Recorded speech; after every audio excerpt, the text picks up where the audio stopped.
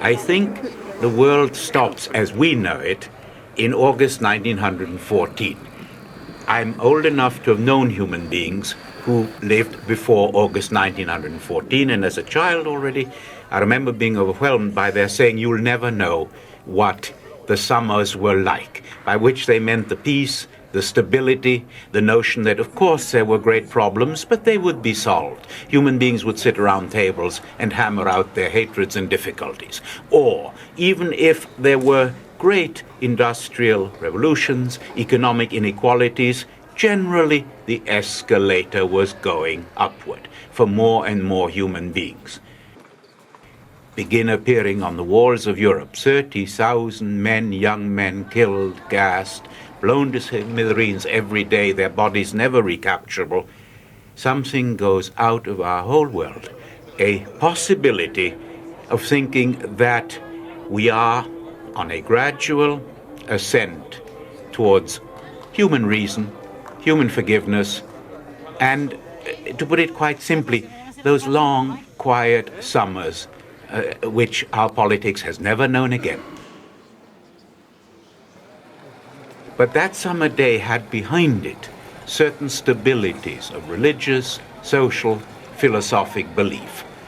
Human beings, even if they didn't have very much of a notion of God, except as a gentleman with a long beard, and even the more sophisticated ones, on the whole felt that life had a meaning, had a purpose, that they knew a bit about their own insides, and now this is, I think, crucial, that they knew that other human beings, suppose they were angry, bitter, in a quarrel, were working within certain limits.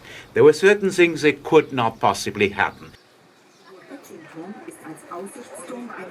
A great many human beings, men and women, in every walk of life, in every culture, were filled with a sense of emptiness.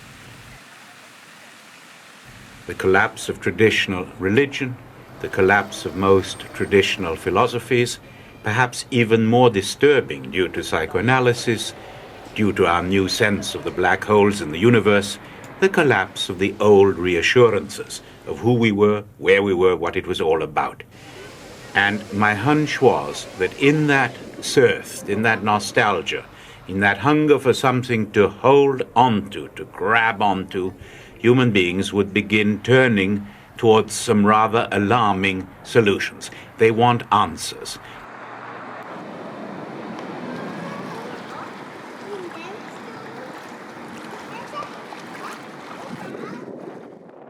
And now, of course, with the collapse of a certain kind of Marxism and communism, I do underline a certain kind, with that collapse, the vacuum seems even more turbulent and alarming. No one would store, as we now do, vast amounts of food to keep up the market price, while not very far away, millions, particularly children, are dropping dead of hunger. These things would have seemed the gothic horror movie fantastications of a few deranged minds. It's as controversial today.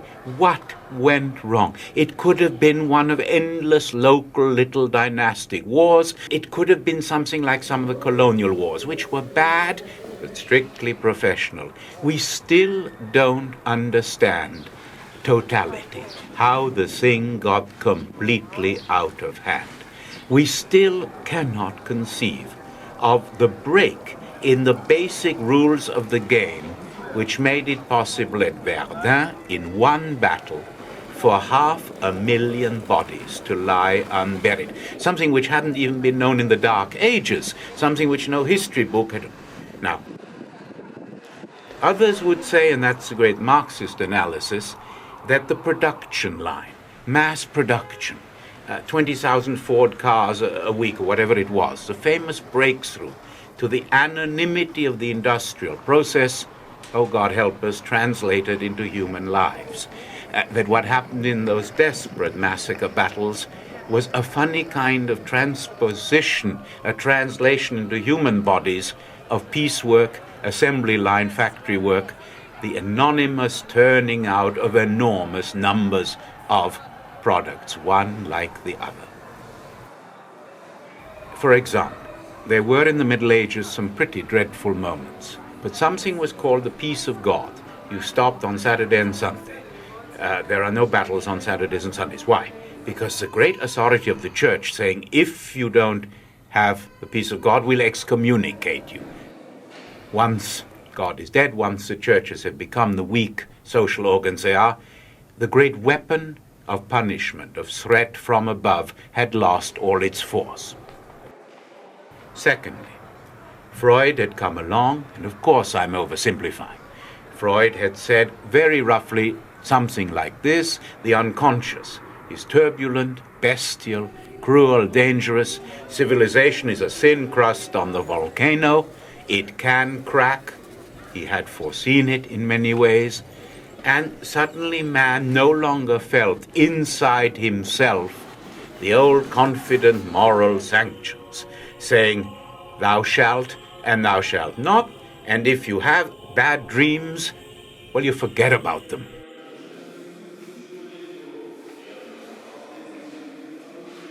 Civilization, in his great study on civilization and its discontents, civilization is a kind of aspirin that doesn't work very many hours. Then your tooth starts aching very badly again. Once this great statement has been made, a tremendous sheet anchor had been taken away from human conduct.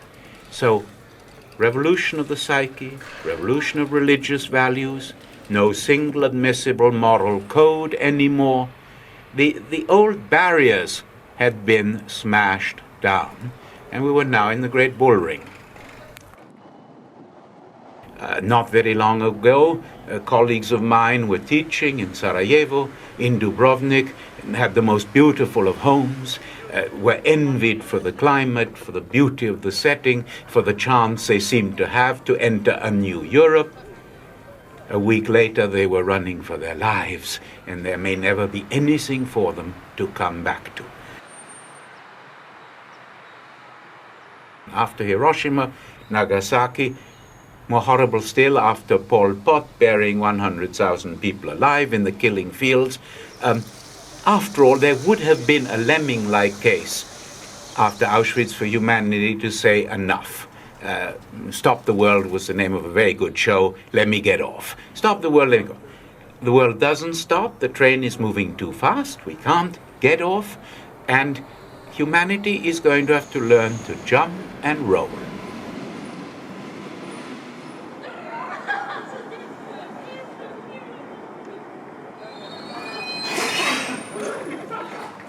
And it seemed to me that if you had spent your day, as I do, or my students, let's say, reading King Lear, then the scream of Cordelia and of Lear in his agony and of Gloucester blinded would make the scream in the street inaudible to you.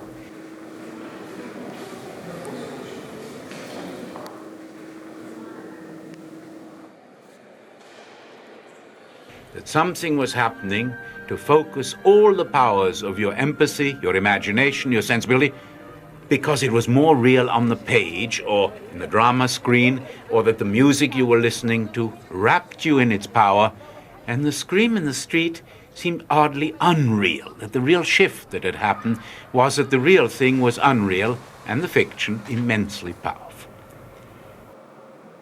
And this I found many psychologists agreed with, many theoreticians of education, many great artists who take pride in it, who say what I've created is more real, more powerful, more lasting. It'll involve you much more deeply than the messy, ugly, noisy little everyday.